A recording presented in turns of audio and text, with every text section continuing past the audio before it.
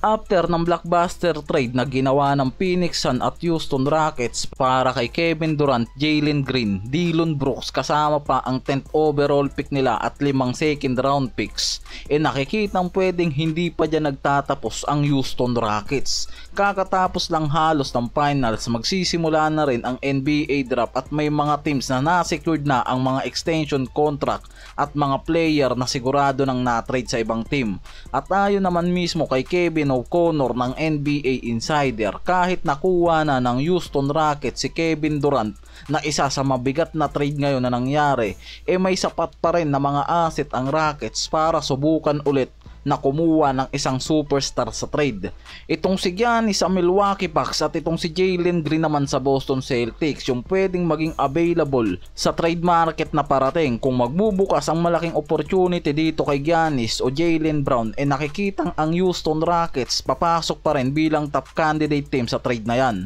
Ang Rockets kasi mas tumaas ang kumpiyansa na maging contender para sa susunod na season dahil sa naabot nilang second seed mula sa Western sa kakatapos lang na season na to. At yung isa sa pahiwatig dyan yung pagkuha nila dito kay Kevin Durant dahil nakikita ng mga analyst na plano talaga ng Rockets na maging champion contender dahil sa additional superstar na kinuha ng mga to. At plano talaga ngayon ng Rockets na mag-transition mula sa rebuild pati maging champion contender para sa susunod na season. Dahil sa report mga pare ko may hawak pa rin ang Rockets ng maraming future first round picks at mga promising player tulad ni Reed Sheppard at Cam Whitmore na pwede nilang gamitin para sa isang trade pa. Si Giannis o Jaylen Brown ang dalawang tinatarget pa ulit nitong Rockets after nilang makuha itong si KD. Isa man sa dalawang yan paniguradong kayang gawing champion contender nga raw ang Houston Rockets sa susunod na season para sa kombinasyon ng mga to kay Kevin Durant. Parehong high profile at superstar si Giannis at Jaylen Brown na binabalak ng Rockets na makuha. At parehas din yan na may high value salary sa team. Si Giannis meron pang 54 million contract sa Bucks sa susunod na season. Samantalang si Jaylen Brown ngayon merong super max deal hanggang 2029 na 285.39 million na maximum extension in 5 years mula sa 2023 na pumapatak ngayon sa 57.8 million. Pero bumabayan ngayon dahil sa CBA ng team. Kaya bakit nga ba pwede pa rin makuha ng Rockets ang isa sa dalawang superstar na yan kahit sobrang lalaki pa ng contract niyan sa kanilang team? Ginamit kasi ng Rockets ang flexibility nila dito kay Fred VanVleet na may 44.9 million team option ngayon na inaabangan kung tatanggapin niya yan sa June 29 trade deadline. Dahilan kung bakit ang payroll timing kasabay ng pagpasok ni Durant mas magiging malaking spacing sa Rockets. Kasabay kasi niyan si Jalen Green at Dillon Brooks nagbawas na rin ng malaking halaga sa pagkakatrade. Tapos yung mga korpa nila mula kila Segun, Jabari Smith Jr. at Thompson nasa rookie contracts pa lang na mababa ang sweldo kumpara sa kanilang contribution sa lineup. Yan din mismo yung malaking advantage ng Rockets na nakuha nila dahil maagang nahinog yung mga promising rookie na mga to. Kaya nakikita na si KD na lang yung magkakaroon ng pinakamalaking contract sa Rockets mula sa 54.7 million sa susunod na season. Sa trade kasi na nangyari kay KD ginamit pa lang ng Rockets sila Jalen Green, Dillon Brooks kasama ang 10th overall pick at 5 second round pick.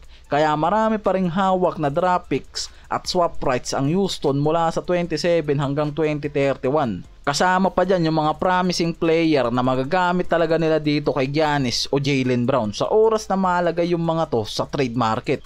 Mula kila Amen Thompson, Reed Sheppard, Cam Whitmore, Alperen Sengun, Jabari Smith Jr. At yan yung mga option na pwede pa nilang gamitin sa trade. At dahil mismo sa mga multiple future first round picks, swap rights o mga asset player nila, kaya nilang makipagsabayan pa para sa trade package dito sa Bucks para kay Giannis, Boston naman para kay Jaylen Brown. Kaya nakikitang kaya pang mag-level up ng roster ang Rockets para sa isa pang superstar na makukuha nila after nitong si Kevin Durant. At mismong mga analyst na ang nakakakitang kung matutuloy isa man sa mga yan paniguradong magiging lehitimong champion contender itong Rockets at pwedeng makagawa ng dynasty sa Western Conference. Sa kabilang dulo, ang Lakers may posibilidad na gumamit ng Twin Tower build para sa susunod na season. Matapos kasi ang rescinded trade na ginawa nila kay Mark Williams, napilitan ang Lakers na gamitin si Jackson Hayes bilang main center na hindi pinagkatiwalaan nitong si Redick sa playoffs run ng mga to at hindi naging epektibo mismo yan mga pare koy. At ayon mismo sa interview ni Jovan Buha, malinaw na sinabi na malaki ang potensyal na magland itong center ng Brooklyn Nets sa Lakers sa parating na trade deadline. Una pa lang kasi nakikita na perfect ang skill set ni Nick Claxton sa pangangailangan ng Lakers sa isang sentro. Athletic rim protector, switchable defender at magaling sa pick and roll play na nakikitang magiging fit talaga para kay Luka Doncic at pwedeng araw na makuha pa ng Lakers bilang backup center nitong si Nick Claxton itong si Clint Capela ng Atlanta Hawks na magiging available rin sa trade market. Pwede kasing makuha ng Lakers nang magkasabay ang dalawang center na yan na hindi namumroblema pagdating sa salary cap space. Kaya malaki ang posibilidad na kung wala silang balak ibalik sa rotation itong si Hayes, pwede silang gumawa ng dalawang center na magagamit nila sa susunod na season. Ang cap hit kasi ni Claxton ngayon sa 2025 to 26 season nasa 25.35 million lang. Samantalang itong si Capela meron lang 5 to 14 million bilang free agent sa susunod na season. Masyadong maliit yung mga contract niyan. Ibig sabihin lang pwedeng makuha ng Lakers si Clint Capela gamit ang taxpayer mid-level exception lang nila mula sa 5.7 million.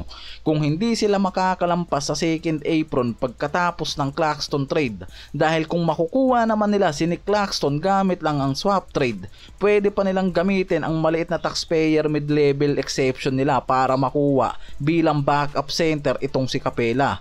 Kaya nakikita na pwedeng makagawa ng Twin Tower ang Lakers sa roster nila para mapalakas ang defensive depth at makatulong para naman palakasin yung roster nila sa susunod na season at mapagaang ang trabaho nila Luka at LBJ sa oras na mapigay na at makuha yung gantong klase ng mga center.